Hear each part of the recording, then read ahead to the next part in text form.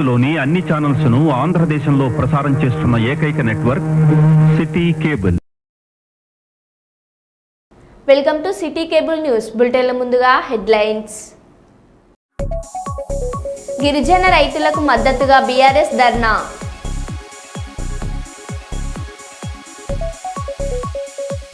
కడప పెద్ద దర్గాలో హీరో రామ్ చరణ్ ప్రార్థనలు.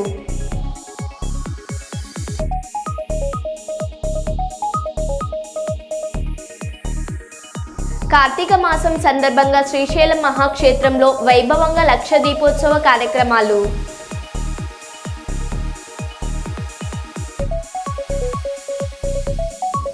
ఉమెన్ డెవలప్మెంట్ ట్రస్ట్ ఆధ్వర్యంలో వైద్య పరీక్షలు.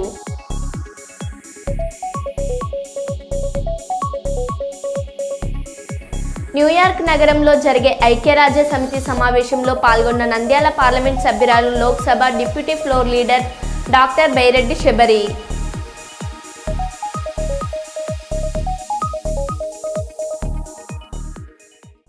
ఇక వివరాల్లోకి వెళ్తే, ప్రపంచ మత్స్యకారుల దినోత్సవం తెలంగాణ ముదిరాజ్ మహాసభ ఆవిర్భావ దినోత్సవాన్ని నవంబర్ 21న ఘనంగా నిర్వహిస్తూ గ్రామీణ ప్రతి వాడలో ముదిరాజ్ జెండా డిప్యూటీ చైర్మన్ ఎమ్మెల్సీ ముదిరాజ్ మహాసభ రాష్ట్ర అధ్యక్షుడు డాక్టర్ బండా ప్రకాష్ ముదిరాజ్ మంగళవారం ప్రకటనలో పిలుపునిచ్చారు. ఈ సందర్భంగా ఆయన మాట్లాడుతూ రాష్ట్రమంతటా ప్రతి పల్లెన ముదిరాజ్ జెండాను ఎగరవేసి ముదిరాజ్ జెండా పండుగలో ప్రతి ముదిరాజ్ బిడ్డ భాగస్వాములు కావాలని పిలుపునిచ్చారు. ఎక్కడైతే ముదిరాజ్ జెండా బలంగా ఎదుగుతుందో అక్కడ మన ఆత్మగౌరవాలు బలంగా నిలబడతాయని తెలిపారు. అనేక జిల్లాల్లో పోస్టర్ ఆవిష్కరణలు, రాష్ట్ర వ్యాప్తంగా పోస్టర్ ఆవిష్కరణలు కార్యక్రమాలు నిర్వహిస్తున్నందుకు నేను హృదయపూర్వకంగా రాష్ట్ర ముదిరాజ్ మహాసభ కార్యవర్గాన్ని, అనుబంధ విభాగాల్ని, అన్ని జిల్లాల్లో గ్రామ స్థాయిలో పనిచేస్తున్న విభాగాలన్నింటినీ హృదయపూర్వకంగా అభినందిస్తున్నాను. నవంబర్ 21ని మనం ఘనంగా నిర్వహించడంతో పాటు సమాజానికి ఒక మంచి సందేశాన్ని పంపించాల్సిన అవసరం, బాధ్యత మన ముదిరాజ్ బిడ్డల మీద ఉంది. మన సంఘం ఆవిర్భావం నుంచే ముదిరాజులే మత్స్యకారులు, మత్స్యకారులే ముదిరాజులు అన్న నినాదంతో మనం కార్యక్రమాన్ని రూపొందించుకున్నాం. 2009 మనం ముదిరాజులను బీసీ డి నుంచి ఏ కలపడానికి కూడా ఇదే నినాదాన్ని కీలకంగా తీసుకొని మనం పనిచేయడం వల్లనే ఆనాడు బీసీ ఏ గ్రూప్లో 1వ నెంబర్లో మనల్ని చేర్చి ఆనాటి కాంగ్రెస్ ప్రభుత్వంలో మనం జీవోను కూడా తెప్పించుకున్న విషయం అందరికీ తెలిసిందే. ఆనాడు పెద్దలు రాజశేఖర రెడ్డి గారి ఆశీస్సులతో అది మనం పొందడం జరిగిందన్న విషయాన్ని కూడా మరొకసారి నేను గుర్తు చేస్తున్నాను. ఖచ్చితంగా ఈ కార్యక్రమాలు చేయడం ద్వారా మన జాతి యొక్క అస్తిత్వాన్ని చాటడంతో పాటు మన యొక్క ఆత్మగౌరవాన్ని కూడా సమాజానికి చెప్పాల్సిన అవసరం ఉంది. మీ అందరికి కూడా ఒక విజ్ఞప్తి ఏమిటంటే, ఎక్కడైతే మన జెండా బలంగా ఎగురుతుందో అక్కడే మన ఆత్మగౌరవాలు బలంగా నిలబడతాయి అనేది ముదిరాజు బిడ్డలంతా గుర్తుంచుకోవాల్సిన అవసరం ఉంది. తప్పనిసరిగా మీ గ్రామంలో, పట్టణ ప్రాంతంలో, మీ బస్తీల్లో, మీ డివిజన్లలో ముదిరాజ్ జెండాలు నవంబర్ 21 నాడు ఎగరేయాల్సిన బాధ్యత మీ అందరి మీద ఉంది. ముదిరాజ్ బంధువులందరినీ కూడగట్టి ఈ కార్యక్రమాన్ని నిర్వహించవలసిందిగా కోరుతున్నాను. ముదిరాజుల సమస్యలు అనేకం ఉన్నాయి. మనది సుదీర్ఘ ప్రయాణం చేయాల్సిన అవసరం ఉంది. ఈ సమస్యల పరిష్కారానికి కొన్ని వేల మైళ్ళ ప్రయాణమైనా కొన్ని చిన్న అడుగులతోటే ప్రారంభమైనట్టు మన ప్రయాణం చిన్నగా ప్రారంభమైంది. కానీ 10 ఏళ్లలో మన 70 ఏళ్లలో సాధించలేని అనేక విజయాల్ని ఈ కాలంలో మనం సాధించిన విషయాన్ని కూడా మీరు గుర్తు చేసుకోవాల్సిన అవసరం కూడా ఉంది. మన ప్రయాణంలో ఇంకా మనం సాధించుకుంటూ ముదిరాజుల యొక్క ఆత్మగౌరవాన్ని నిలబెట్టడానికి మరి సామాజిక, ఆర్థిక, సాంస్కృతిక రంగాల్లో ముదిరాజుల యొక్క భవిష్యత్తుకు ఇంకా బలమైన పునాదులు వేసే బాధ్యత ముదిరాజు బిడ్డలందరి మీద ఉందని నేను మరొకసారి గుర్తు చేస్తూ, నవంబర్ 21 నాడు ముదిరాజ్ జెండాని ప్రతి పల్లెలో ఆవిష్కరించడానికి మీరంతా ముందుకు రావాలని చెప్పి, ప్రతి పల్లెలో, ప్రతి బస్తీలో, ప్రతి పట్టణాల్లో అంతటా ముదిరాజ్ జెండాలు ఎగరవేయాలని చెప్పి సాంప్రదాయ భారతీయ సంస్కృతిలో ప్రత్యేక స్థానం ఉన్న గంగిరెద్దులు ఇప్పుడిప్పుడు టెక్నాలజీని వినియోగిస్తున్నారు. ఆధునిక డిజిటల్ కాలనీకి అనుగుణంగా సేకరించే విరాళాలను సులభతరం చేసేందుకు క్యాష్ స్కానర్లను వినియోగిస్తున్నారు. పూర్వం గ్రామీణ ప్రాంతాల్లో సంచరిస్తూ సందేశాలను అందించే గంగిరెద్దులు ఇప్పుడు ఆధునికతను తాకుతున్నాయి. ఆధునిక వ్యవస్థలను ఉపయోగించే పూర్వకాల సాంప్రదాయాలకు కొత్త రూపం తెస్తున్నారు. గంగిరెద్దుల వరకు ఆధునిక టెక్నాలజీ చేరుకోవడంలో కొత్త పాత్ర పోషిస్తోంది. మహిబాద్ జిల్లాలోని కేసముద్రం మండలం అన్నారం గ్రామంలో ఓ కార్యక్రమంలో ఈ దృశ్యాలు అందరినీ ఆకట్టుకున్నాయి.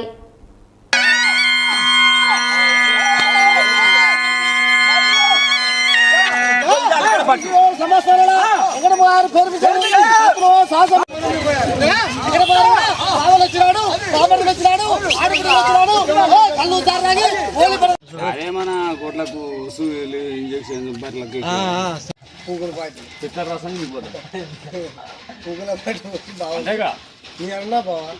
కూడా నేను చేసి మా ఊరు పోతే వచ్చింది వచ్చింది ఇంటికన్నా లైటింగ్ పోయిందా? లైటింగ్ పెట్టుకోండి. చూసుకోండి ఇచ్చినాక ఇక మనం వచ్చి చూస్తారా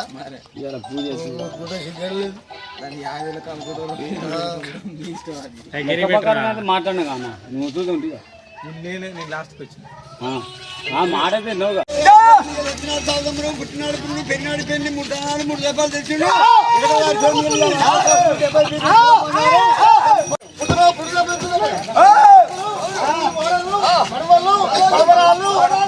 చదువుకురు ఒక చదువుకురు అడగాలి.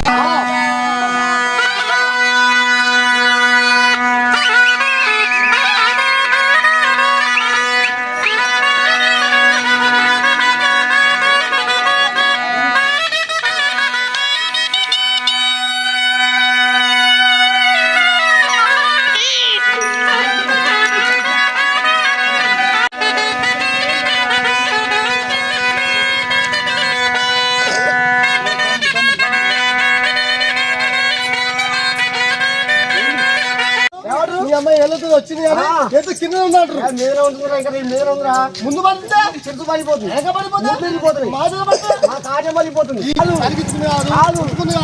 భద్రత రాకే వస్తుంది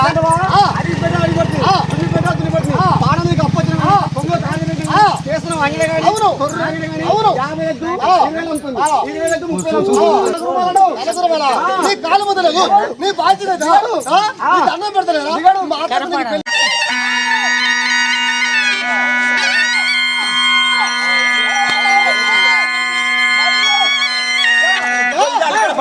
సమస్య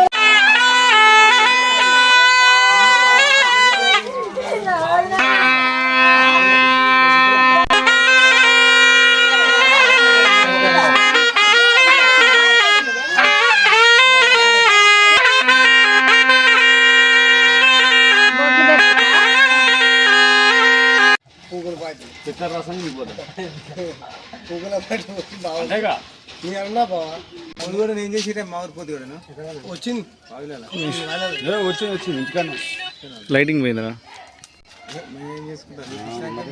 లైటింగ్ పెట్టుకోండి. మాట్లాడినా కానా నువ్వు చూద్దాం నేను లాస్ట్కి వచ్చిన మాట అయితే నువ్వుగా ఇస్తున్నారు కదా ఇస్తున్నారు గ్రామం తాళపుసపేట గ్రామం అండి. మన మండలం కేసంద్రం, జిల్లా మహిబాదు. మా తాత ముత్తాతల కంచెలు ఇదే కులమేసి చేస్తాను. మేము గంగిరెద్దులలో అండి. ఇప్పుడు ఇన్నాళ్ళ కాలంలో కూడా అప్పట్లో చెల్లులు మన చేతిలో ఎవరో డబ్బులు ఉంటే ఇచ్చేది. ఇప్పుడు ఈ కాలంలో కూడా చెల్లు మనం ఎద్దుకు స్క్రానర్ పెట్టినా కాబట్టి అందరూ కొడతారు. మేము చెల్లులే వాడుకుంటున్నామండి.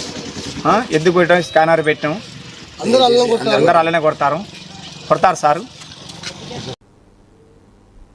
కొడంగల్ నియోజకవర్గ గిరిజన రైతులపై అక్రమంగా పెట్టిన కేసును ఎత్తివేయాలని డిమాండ్ చేస్తూ పాలకుర్తి మండల కేంద్రంలోని రాజీవ్ చౌరస్తాలో బీఆర్ఎస్ శ్రేణుల రాస్తారోకో నిర్వహించారు.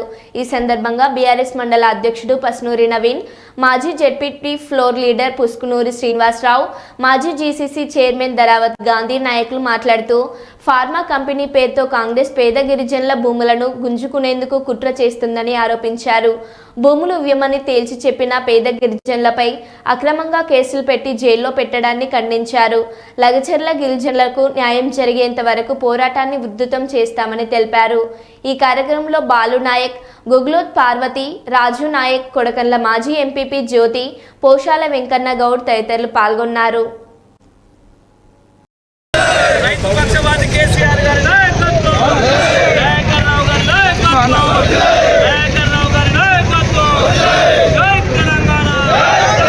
గిరిజన రైతులను వెంటనే, గిరిజన రైతులను వెంటనే, జై తెలంగాణ. కేసీఆర్ గారి నాయకత్వం, రైతు పక్షపాతి కేసీఆర్ గారి నాయకత్వం, జై తెలంగాణ. బాధితులందరినీ బేషరతుగా విడుదల చేసి ఈ ప్రభుత్వ దమనకాండ, కాంగ్రెస్ ప్రభుత్వ రేవంత్ రెడ్డి యొక్క దమనకాండ నశించాలి. గిరిజనుల పైన ఈ అక్రమ దాడులు నశించాలి. ఈ యొక్క దాడులను ఖండిస్తున్నాం. ఇక్కడ రేవంత్ రెడ్డి గారి ప్రభుత్వం గిరిజన ఓట్లతోటే మేము అధికారంలోకి వచ్చినామని చెప్పుకుంటూ గిరిజనులపైనే క్రూరంగా ప్రవర్తిస్తూ గిరిజనులపైన వారి యొక్క ప్రతాపం చూస్తున్నారు. అదేవిధంగా స్థానిక ఎమ్మెల్యే గారు స్వతంత్ర పాలకుర్తికి మేము గెలిచినాక వచ్చిందంటారు. ఓ అమ్మ, మీరు అమెరికా నుంచి వచ్చినారు, మీరు అమెరికాలో స్వతంత్రం మీకు లేకపోవచ్చు, మాకు 1947లోనే స్వతంత్రం వచ్చింది. పాలకుర్తిలో అనేక రకాల అభివృద్ధి కార్యక్రమాలు జరిగినాయి. కానీ లగిచెర్ల బాధితుల పట్ల కనీసం మీకేమైనా ఎమ్మెల్యేగా స్థానిక గిరిజన ఓట్లతో గెలిచినమని అనుకుని మీరు గిరిజన ప్రాంత వాసులు ఎక్కువ ఉన్నారు కనుక లగిచెర్ల బాధితులను వెంటనే విడుదల చేయాలని చెప్పగా లగిచెర్ల బాధితులపై అక్రమంగా వారు కఠినంగా శిక్షించాలని చెప్పడం ఇక్కడ ఎమ్మెల్యే యొక్క అవివేకానికి నిదర్శనమని నేను చెప్తున్నాను. ఏదేమైనా ఈ రాష్ట్ర ప్రభుత్వం క్రూరంగా వ్యవహరిస్తున్నది.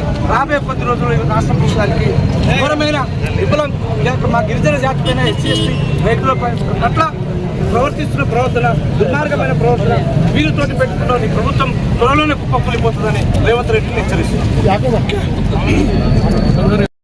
తెలంగాణ రాష్ట్రంలో హైదరాబాద్ తర్వాత అతిపెద్ద మహానగరం వరంగల్ రాజధానికి 150 కిలోమీటర్ల దూరంలో ఉన్న ఈ మహానగరానికి 45 ఏళ్ల తర్వాత విమానయోగం రానున్నది. కేంద్ర రాష్ట్ర ప్రభుత్వాలు ఉమ్మడి ముందుకు రావడంతో వరంగల్ జిల్లాలోని మామ్నూరు విమానాశ్రయ నిర్మాణానికి అడుగులు వడవడిగా పడుతున్నాయి. అందులో భాగంగానే దీనికి అదనంగా కావాల్సిన 280.30 ఎకరాల భూసేకరణ చేపట్టాలని రాష్ట్ర ప్రభుత్వం వరంగల్ జిల్లా కలెక్టర్కు ఆదేశాలు ఇవ్వడంతో పాటు 205 కోట్లు మంజూరు చేస్తూ ఆదివారం ఉత్తర్వులు జారీ చేసింది.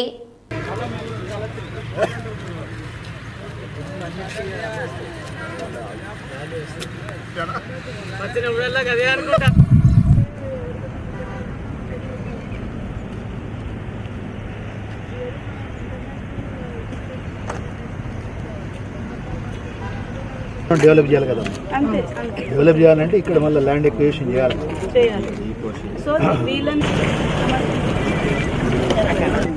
ఇక్కడ ఒకవేళ ఇప్పుడు మనం ఇది చేస్తే వీళ్ళు ఇక్కడికి రావాలంటే రోడ్డును ఇట్లా ప్యారలల్గా దీని వెనకాల రావాలి, ఇట్లా తీసుకొచ్చేసి దీనికి కనెక్ట్ చేయాలి.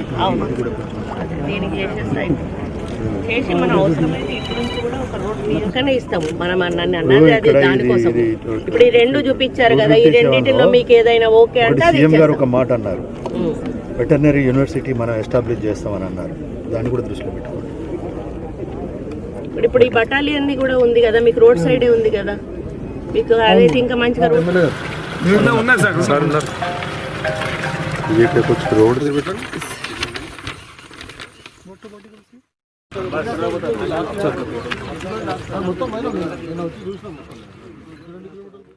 ఎందుకంటే గతంలో ఇక్కడ విమానాలు నడిచిన తర్వాత ఆగిపోయింది. కానీ మన ప్రభుత్వం వచ్చినాక రేవంత్ రెడ్డి గారు చాలా పర్టికులర్గా వరంగల్ని 2వ రాజధానిగా అన్ని రంగాల్లో అభివృద్ధి చేయాలి, ఎన్ని కోట్ల ఖర్చైనా కూడా పెట్టుకుంటాను, మీరు దానికి మంచి ప్లాన్ ప్రిపేర్ చేయండి అని చెప్తూ దాంట్లో ఎయిర్పోర్ట్ అనేది మనకు చాలా ఇంపార్టెంట్. దాన్ని తప్పనిసరిగా ఎట్టి పరిస్థితుల్లో మనం ఎంత వీలైనంత త్వరలో దాన్ని మనం కట్టించగలిగితే మనకు అంత మంచి జరుగుతుంది. ఎందుకంటే మీకు తెలిసి ఇప్పటికే టెక్స్టైల్ పార్క్ వచ్చింది. టెక్స్టైల్ పార్క్ వచ్చినప్పుడు ఇండస్ట్రీస్ కానీ కంపెనీస్ కానీ వచ్చినప్పుడు మనకి ఇక్కడికి ట్రాన్స్పోర్టేషన్ అనేది ఉంటే ఇంకా మనకి ఇండస్ట్రీస్ ఇంకా కంపెనీస్ ఎక్కువ వచ్చే అవకాశం ఉంటుంది. అవి వచ్చినప్పుడు మనకు పిల్లలకు ఉపాధి ఉద్యోగాలు కలిగేటువంటి అవకాశం ఉంటుంది. మన కుటుంబ సభ్యులు కూడా కూలీ పని నుంచి మొదలు పెడితే పెద్ద మేనేజర్ పనుల వరకు కూడా చేసుకునే అవకాశం ఉంటుంది. ఇప్పుడు ఉన్న పరిస్థితులలో మీ ల్యాండ్స్ ఏవి అంటే మీ ల్యాండ్ కొంత తీసుకుంటే మీ ల్యాండ్ తీసుకుంటేనే ఈరోజు మనం పెద్ద ఎయిర్పోర్ట్ కట్టగలుగుతాం. చిన్న ఎయిర్పోర్ట్ కట్టడం వల్ల మనకు లాభం లేదు. దాని తర్వాత మళ్ళీ పెద్ద ఎయిర్పోర్ట్ కూడా మనం శాంక్షన్ చేసుకోవడం చాలా కష్టమైంది. కాబట్టి ముందే మనం ఇంటర్నేషనల్ ఎయిర్పోర్ట్ లెవెల్లోనే ఎయిర్పోర్ట్ కట్టాలి అనేది ఒక లక్ష్యంగా పెట్టుకొని దాంట్లో మీ ల్యాండ్స్ మీరు ఈరోజు చెప్పాలంటే మీరు త్యాగం చేస్తూ ఉన్నారు. ఎయిర్పోర్ట్లో చరిత్రలో మీరు నిలిచిపోతారు. ఎందుకంటే మీరు ఇవ్వడం వల్లనే ఈరోజు వరంగల్కి ఎయిర్పోర్ట్ వచ్చింది అనేది మీరు చరిత్రలో నిలిచిపోతారు. నీరు వస్తుంది, తర్వాత రోడ్ వస్తుంది, అన్నీ వస్తున్నాయి. ఉన్నది ఎందుకు మాకు ఏదో పిల్లల పెళ్ళిళ్ళు అవి ఉన్నాయి అన్నట్టు డబ్బులు తీసుకోండి. అందులోంచి మీరు మంచి కార్యక్రమం. మీరందరూ పెద్ద హృదయంతో పెద్ద మనసుతో ముందుకు వచ్చిండ్రు. ఎందుకంటే కాంగ్రెస్ ప్రభుత్వం వచ్చినాక బలోపేతమైన నిర్ణయాలు తీసుకుంటున్నాం. వరంగల్ సిటీని అండర్ డ్రైనేజ్, ఎయిర్పోర్టు, అలాగే inner roads, outer ring roads, Warangal దిశ మారబోతుంది. అలాంటి మనం రెండో అతిపెద్ద డెవలప్మెంట్ రాజధానిగా మనం చేయాలి. హైదరాబాద్ నీటిగా అభివృద్ధి చేయాలి. అలా జిల్లా గౌరవ మంత్రి గారితో శాసనసభ్యులతో మీటింగ్ పెట్టి, అధికారులతో మీటింగ్ పెట్టి మీరందరూ కూడా దీని మీద ఒక ఆలోచన చేసి మామ్నూరు ఎయిర్పోర్ట్ రైతుల దగ్గరికి వెళ్ళండి. రైతులకు మన ప్రభుత్వ పరంగా మనం ఏమేమి చేయగలుగుతున్నామో చెప్పండి. వారిని ఒక కాన్ఫిడెన్స్ తీసుకోండి, వారి సహకారం తీసుకోండి అని చెప్పి. ప్రాంతమైన అభివృద్ధి చెందాలంటే రవాణా సౌకర్యం ఉండాలి. అది హైవేస్ కానీ, రైల్వేస్ కానీ, ఎయిర్వేస్ కానీ. ఆ విధంగా మన వరంగల్ జిల్లాలో కనుక ఎయిర్పోర్ట్ వస్తే ఇప్పుడు ఆల్మోస్ట్ వచ్చేసినట్టే.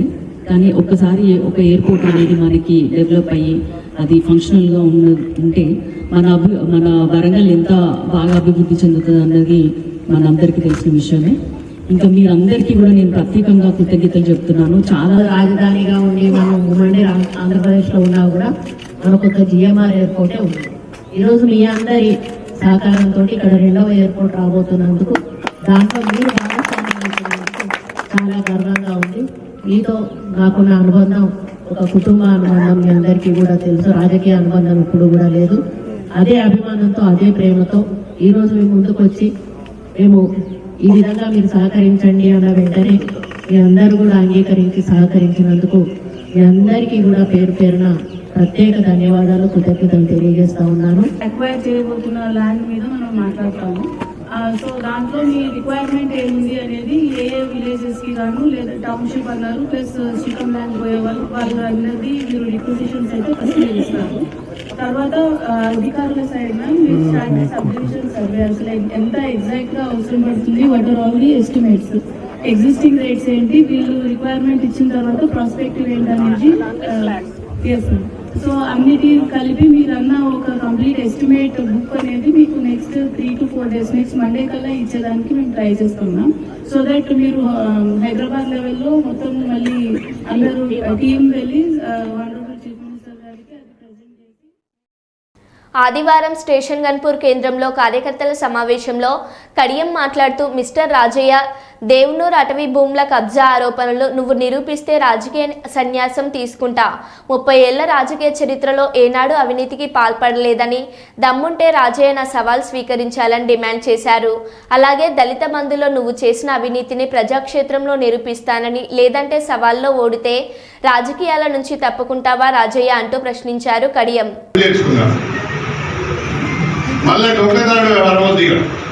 డొంకదారుడు వ్యవహారం తప్పించుకునే ప్రయత్నం చేస్తే ఫెస్టివల్లే రాయాలి, పారిపోయినా రాజేయాలి.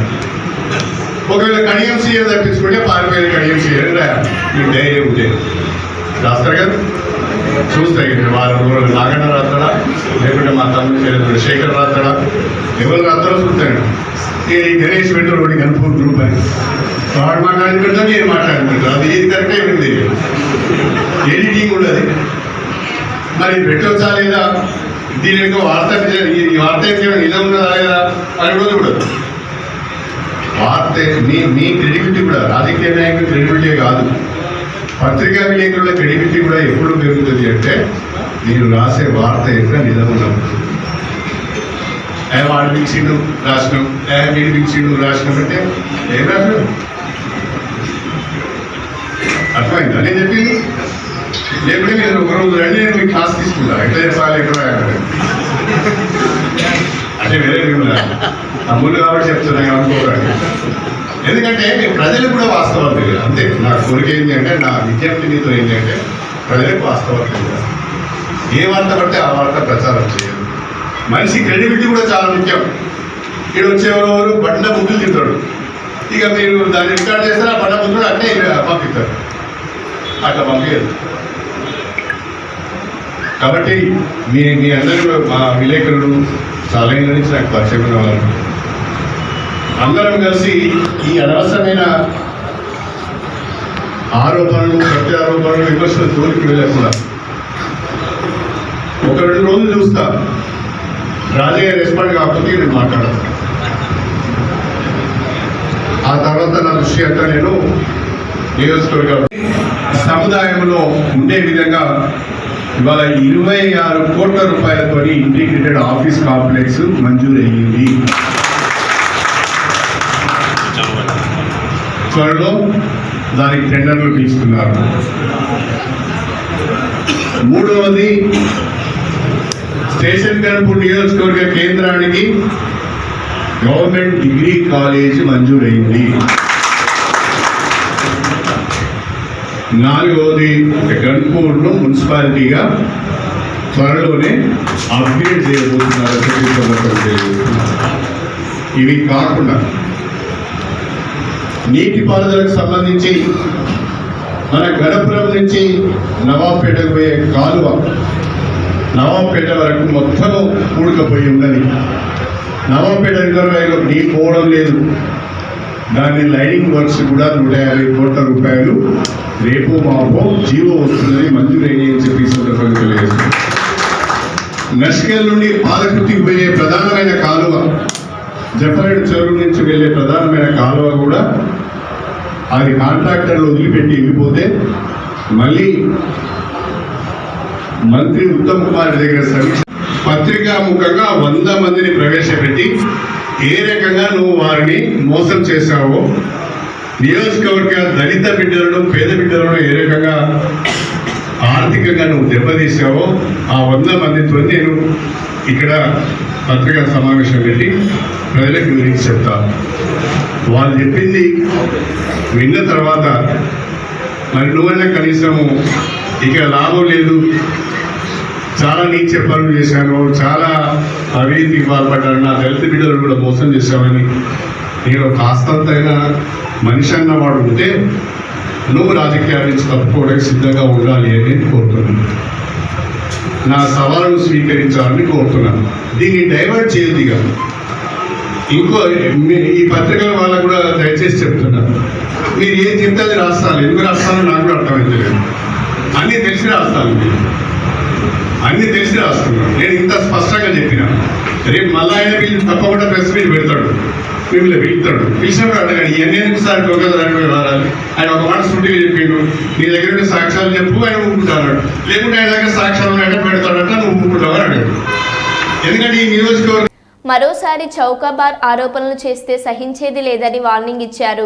అవినీతి అక్రమాలకు పుట్ట కేసీఆర్ కుటుంబంతో అద్దకుద్దగా బ్రతుకుతున్నాం అంటూ తీవ్ర విమర్శలు చేశారు. అయితే దీనికి కౌంటర్గా రాజయ్య తనదైన శైలిలో జవాబిచ్చారు. నిన్న కడియం శ్రీహరి చేసిన సవాల్ను స్వీకరిస్తున్న స్టేషన్ గన్పూర్లో నువ్వా నేనా, మన ఇద్దరిలో ఒకరే మిగిలాలి అంటూ రాజయ్య రెచ్చిపోయాడు. గణపురం నియోజకవర్గంలో 15 సంవత్సరాలు క్యాబినెట్ మంత్రిగా ఉండి నువ్వు చేసిన అవినీతి మొత్తాన్ని కూడా నీ చిట్టా అయిపోతానికి సిద్ధంగా ఉన్నా. ప్రత్యేకంగా నేను 2 అంశాలు తీసుకున్నా. ఒకటి, దేవునూరు భూముల విషయంలో హనుమకొండ జిల్లా మొత్తానికి ఏకైక ఫారెస్ట్ దేవునూరు ముప్పారం వేలేరు ప్రాంతంలో ఉంది, ఇనుపరాతి గుట్టలో. అక్కడ ఇప్పటికే నువ్వు 24 ఎకరాల భూమిని దోసుకున్నావు. మళ్ళీ 25 ఎకరాలు దోసుకోవడానికి నీ అల్లుడిని రంగంలో దించి నజీర్ మాఫియా ఇవాళ గణపురం మొత్తాన్ని కూడా అక్రమ అర్జనలకు పాల్పడుతూ ఉన్నది. అదేవిధంగా కాంట్రాక్టు బిల్లులు ఇప్పించడానికి వివిధ మండలాల్లో భూ కబ్జాలు చేసుకోవడానికి ప్రయత్నాలు జరుగుతూ ఉన్నాయి. ఇవన్నీ కూడా బయటపెట్టడానికి నేను సిద్ధంగా ఉన్నా. అంతేకాకుండా నువ్వు ఏదైతే మాట్లాడినావో దళిత బంధు విషయంలో నువ్వు దళిత ద్రోహిగా ముద్రపడ్డది. నేను దాదాపు 643 మందికి మరి మినీ డైరీ ఇప్పించిన, తర్వాత 100 మందికి దళిత బంధు ఇప్పించిన, 1100 మందికి వచ్చే క్రమంలో దళిత ద్రోహిగా అడ్డుపడ్డావు నువ్వు. మరి నువ్వేదో 100 మంది నిరూపిస్తా అంటున్నావు. నువ్వు నిరూపిస్తే నేను సిద్ధంగా ఉన్నా. నువ్వు ఇచ్చిన సవాల్కు ఎక్కడ కూడా అవినీతి జరగలే, ఏ ఒక్కరు కూడా నాకు వచ్చి పైసలు ఇవ్వలేదు ఆ విషయంలో. సో ఈ రకంగా చెప్పుకుంటూ పోతే అనేక రకాలుగా గణపురంలో నీవు దళిత ద్రోహిగా ఒక దళిత నాయకుడిగా ఉండి ఏ దళితుడు బాగుపడలేదు. ఇటు పార్టీ పదవులలో కానీ, నామినేటెడ్ పదవులలో కానీ, లేదా నీ వల్ల కానీ బాగుపడ్డ ఒక్క దళితుడు అంటే ఒక్క దళితుడు లేదని చెప్పేసి హెచ్చరిస్తూ మరి ఈరోజు మొత్తం నీ బండారం అంతా కూడా బయటపెట్టే సమయం ఆసన్నమైంది. మరి నేను స్థానికుడిగా, నేను అక్కడ పుట్టినా అక్కడే చస్తా. నువ్వు స్థానికేతరుడు పర్వతగిరికి వచ్చినావు, తప్పకుండా నిన్ను పర్వతగిరికి పంపించే వరకు నేను నిద్రపోనని చెప్పేసి హెచ్చరిస్తున్నాను. ఇంకో మాట కూడా అన్నావు, నువ్వా నేనా మిగిలాలని అంటున్నావు. నువ్వు ఎక్కడ కూడా నాతో పోటీకి రావు. ఎందుకోసం అంటే నేను 4 సార్లు గెలిచాను కంటిన్యూస్గా. ప్రజానాయకుడున్నా, నువ్వు రాజకీయ నాయకుడున్నావు, నేను స్థానికుడిని, నువ్వు స్థానికేతరుడివి. కాబట్టి తప్పకుండా నేను తరిమి కొడతాను. ఎందుకంటే నువ్వు ఇచ్చిన సవాల్ కూడా స్వీకరిస్తున్నా. తప్పకుండా నేను అక్కడే పుట్టిన, అక్కడే పెరిగినా, అక్కడే ఉంటా. రేపు చస్తే కూడా అక్కడే నన్ను బొందబెడతారు. కానీ నిన్ను స్థానికేతరుడిగా నీకు గుర్తింపు ఉంది. నేను పర్వతగిరి పంపే వరకు నేను నిద్రపోనని చెప్పేసి హెచ్చరిస్తున్నాను. నీవు సత్య హరిశ్చంద్రుడు లెక్క మరి నేను నీతిపరుని నీకు నువ్వే డబ్బా కొట్టుకుంటావు. అనేక అవినీతి పాల్గొనడమే కాకుండా ఇవాళ అవినీతి తిమింగలం లెక్కున్నావు. మొన్నటికి మొన్న నీ బిడ్డ 100 కోట్లతో ఎంపీ మరి టికెట్ కోసం ఖర్చు పెట్టినావు. 100 కోట్లు ఖర్చు పెట్టి గెలిచినావు. ఆ 100 కోట్లు ఎక్కడి?